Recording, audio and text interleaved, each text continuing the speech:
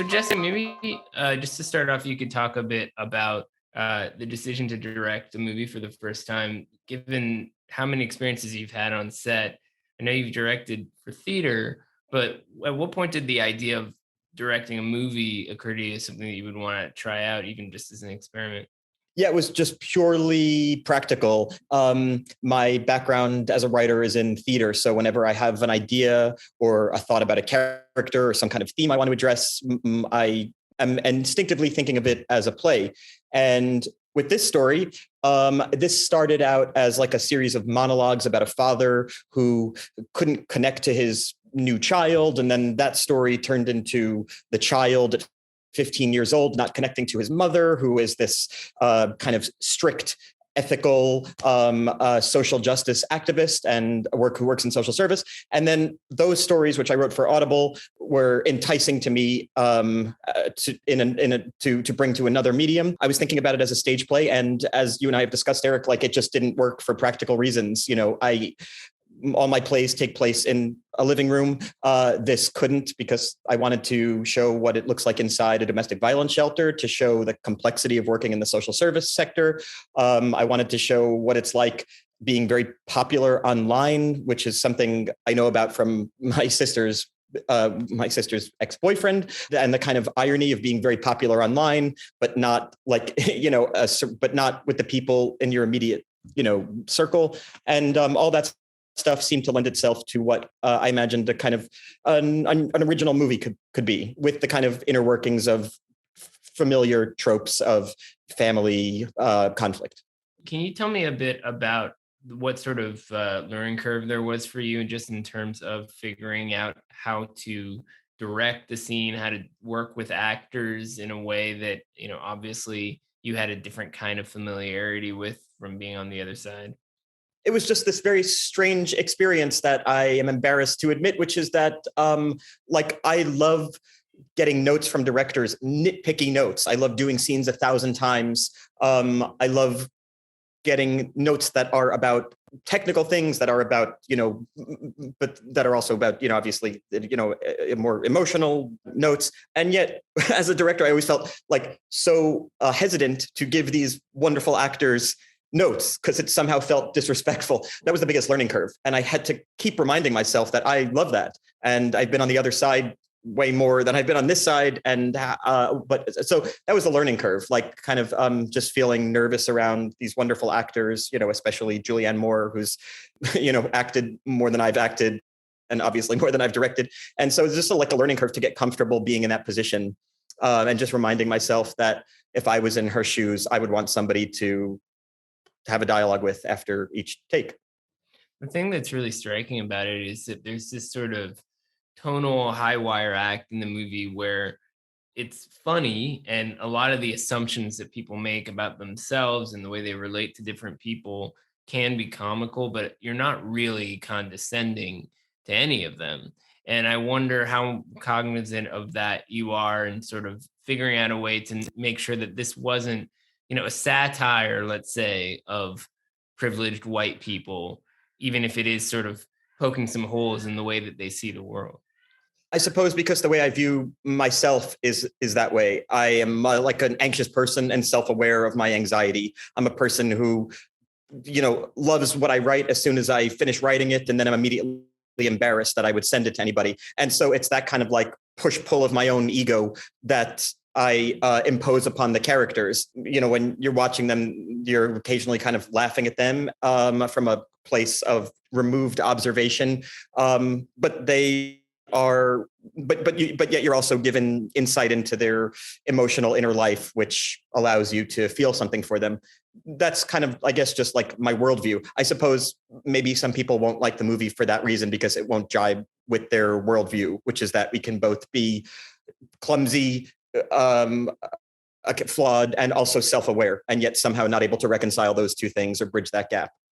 Or maybe that's why people will like the movie, because they see some, reflection of the problems that real people have in the world that you're depicting here. So yes, this is an optimistic version of my end. Yeah, exactly. both ways. That'd be fine. I mean, Yeah. it does relate to, I'm sure, on some level, the fact that you have some visibility as an actor, and even if you're not in a single frame of this movie, when somebody watches it, they may have certain expectations based on how they've seen you perform in the past. How do you feel about that level of recognition and the way that it informs expectations, given that the context is very different than the way you've dealt with that in the past?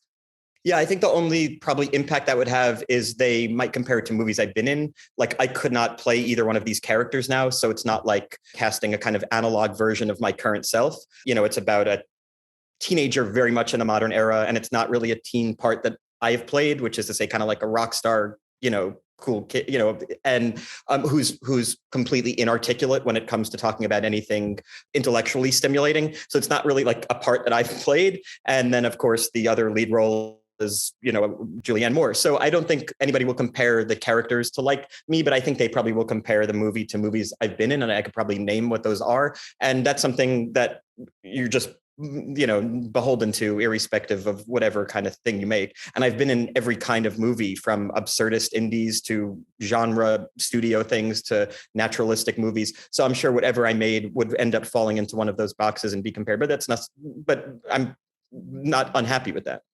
Well, who do you envision as your audience? I mean, when you're writing any number of different ways, you've written short stories, you've done this, Audible play, which inspired this. To what extent does the audience have a bearing on your creative process?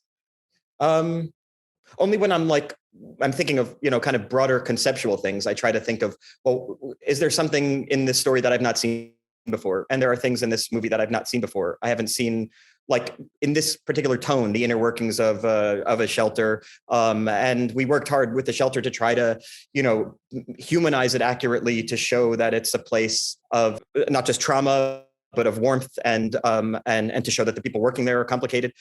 I've not seen a movie really where like the rock star kid at school is the loser. Normally the rock star kid is the cool one, and here the cool ones are the kind of very bright, socially engaged kids. This is like a trend I've noticed as somebody who's 38 and feels like I'm, a dinosaur, because I go into high school sometimes to talk to kids, and the cool kids are like the kid, like if I was born 20 years later, I would be okay because I know geopolitics. But I don't have, cool hair. So like when I was initially, conceiving of it, I thought, yes, this is something that could have some kind of broader audience than one of the more obscure stories that I'd write. Off of that, I'm also, one thing that occurred to me while watching the movie is that it gives your sensibilities a format we've never seen before. So, in other words, instead of seeing, some extension of who Jesse is in movies I've seen, I was just seeing a first feature from a filmmaker whose work I hadn't seen before. And I wonder, now that you've gone through this experience, how you see yourself as a filmmaker. I mean, to what extent you want to stay on that trajectory and try to direct more features. Yeah. I mean, I was doing, for like the last 12 years, I was writing and then acting in a play every 1.5 years or so. And that was like my outlet besides acting. So I never kind of really just thought of myself as a film actor, and never worried about being in movies, never had the kind of, sensation of panicking about the next movie job, because it was not the thing I was focusing on in my off time. But after doing this, I felt excited by the prospect, and the next movie I'm doing, which is I'll act in it as well. So I'm trying to kind of navigate those two worlds. And yeah, I liked it. I liked working with, I liked working with the technical aspects of it. I felt like I kind of quickly developed what, kind of what you can do with the camera. I mean, luckily I was working with, a very artful studio and very artful producers, and, Emma and Dave and Ali Herding, who, kind of pushed for 16 millimeter film, and with a studio like A24 who said, yeah, let's spend more money to have a kind of more difficult medium. There was a kind of feeling like, let's work within this medium in an artful way. And that was really, something I embraced and will continue to embrace. Well, speaking of Emma, I mean, we've already did a thing with her present, but since she's not here, maybe you can wax poetic a little more comfortably. I mean, obviously, when people see her name, they know that you have this relationship going back to Zombieland and being 2009. But can you demystify a little bit, kind of beyond what's obviously on the screen, about the nature of the relationship that you've had with her and how it lent itself to this very different kind of collaboration?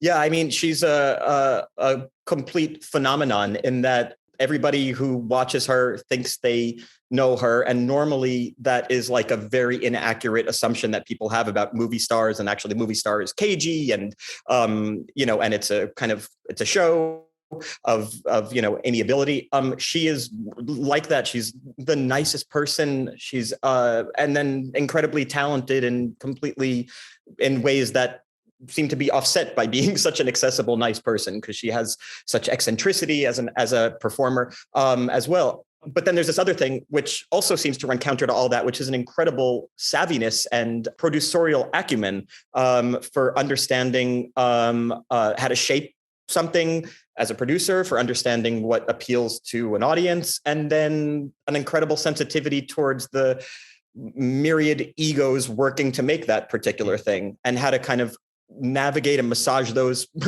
various, oftentimes in conflict, egos into a cohesive package. The fact that that she's waited so long to have a company is the surprise, not so much that she has one. I'm the beneficiary of that skill set and that kind of unmined savviness, or heretofore unmined savviness. So I'm sure she will have a completely illustrious career, and I'll be, knocking at the door with my 8th project, hoping to have them answer it. That's the feeling I got. So you're knocking at their door. There's plenty of time for another Zombieland movie, right?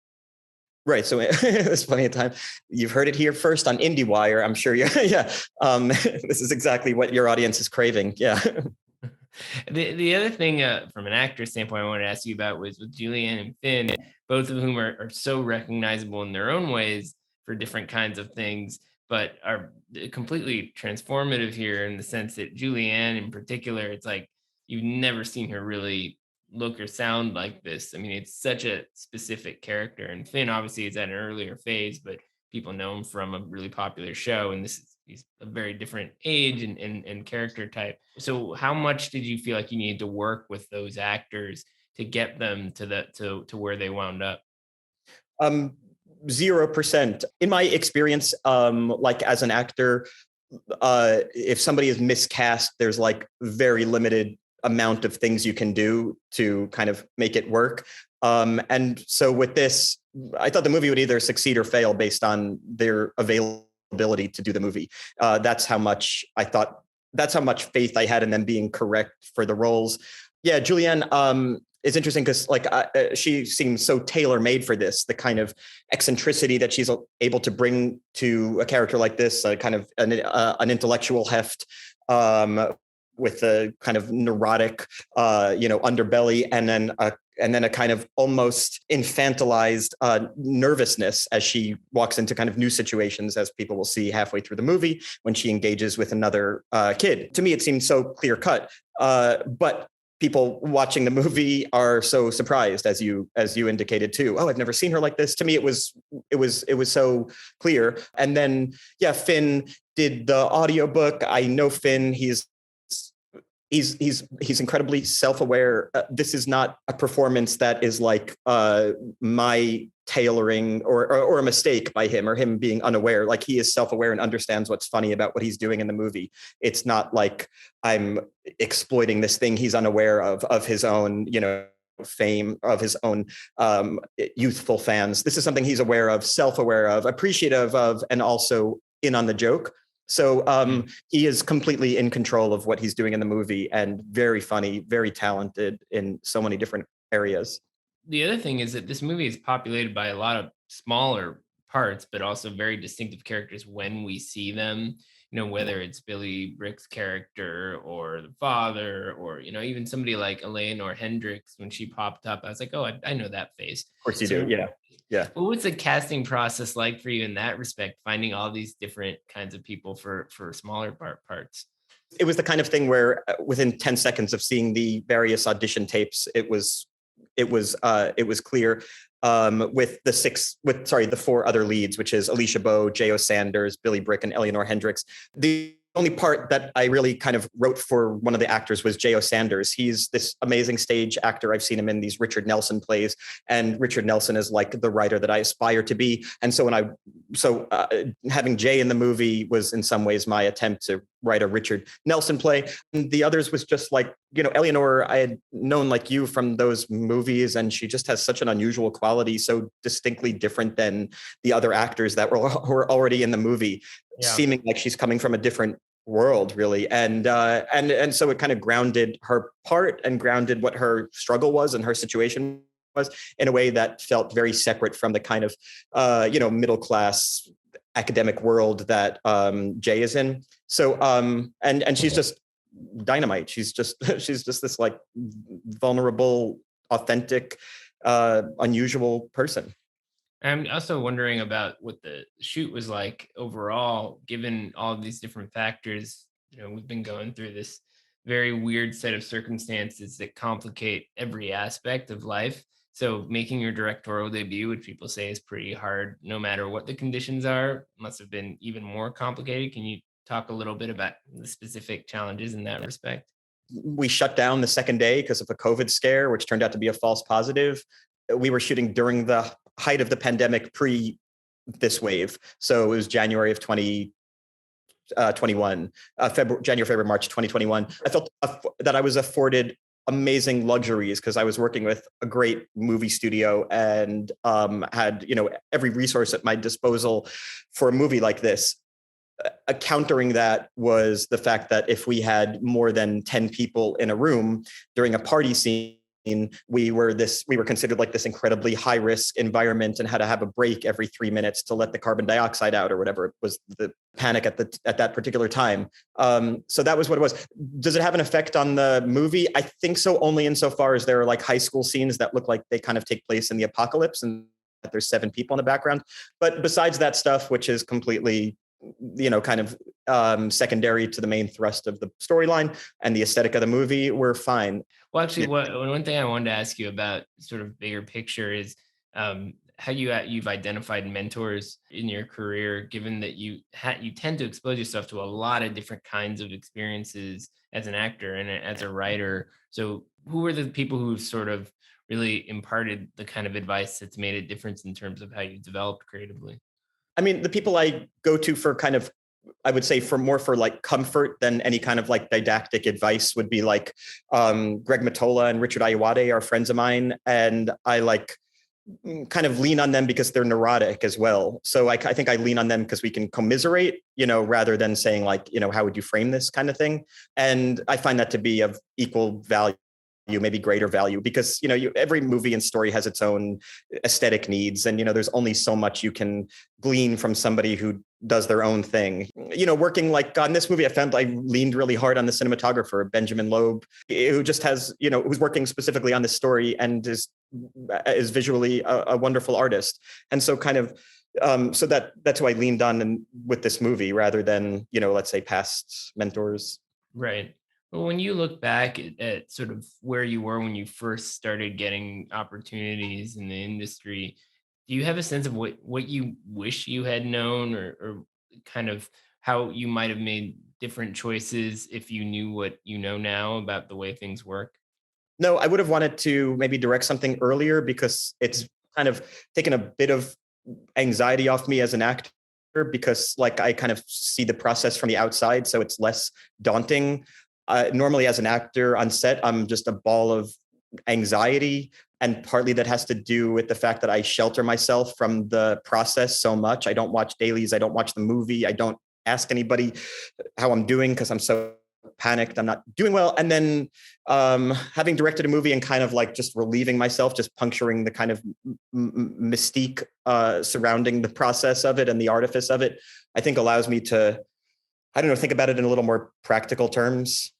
So maybe I wish I maybe would have done that sooner, but otherwise, no, I don't really think that way. I mean, I've been in movies that didn't turn out well, but I mean, I don't know. I met my met my wife on one of them, something like that. You feel like, Right. Well, let me ask you something about a movie that did turn out well, and I'm sure it never comes up at all. But The Social Network, it's hard not to, yeah, you remember that one, right? It's hard not to think about it in the context of some of the things that happen in the movie you directed, because it does deal with the ramifications of having a social life online. So I Right. wonder, how much that experience with that movie still lives with you and impacts your thinking about things. Sorkin's out there saying he wants to write a sequel. So, I guess there's more to be told there. Oh yeah. I mean, I'm not on Facebook, so I never think about it, how it like that website affects me. I have probably like a relatively cynical attitude towards that stuff because I'm in the public eye, and so I'm trying to constantly shelter myself anyway. And so the idea of a person talking about themselves in public seems so strange to me because I spend most of my life trying to make sure my address is not online, stuff like that. So it's kind of mystifying to me generally. As somebody who was in a movie about it, I kind of have maybe an interest in I would say the kind of psychology of a person who wants to create that world, because to me it does not seem that desirable to live under a set of goggles. So I kind of I think more as an actor who played the role, thinking about what's driving a person who sees a culture like that and runs toward it, as opposed to thinking about it as a user of it. I just don't think about that stuff because I don't think I'll use that kind of stuff. And on this sequel front, if asked, do you serve, or have you moved on? Do I serve? Yeah, if they write a story about it, I don't know. Could you tell a story about that? No, I mean, I don't know. Yeah. But I mean, it's interesting. The character, he's a brilliant writer and he writes such interesting characters. So sure, why not? Yeah.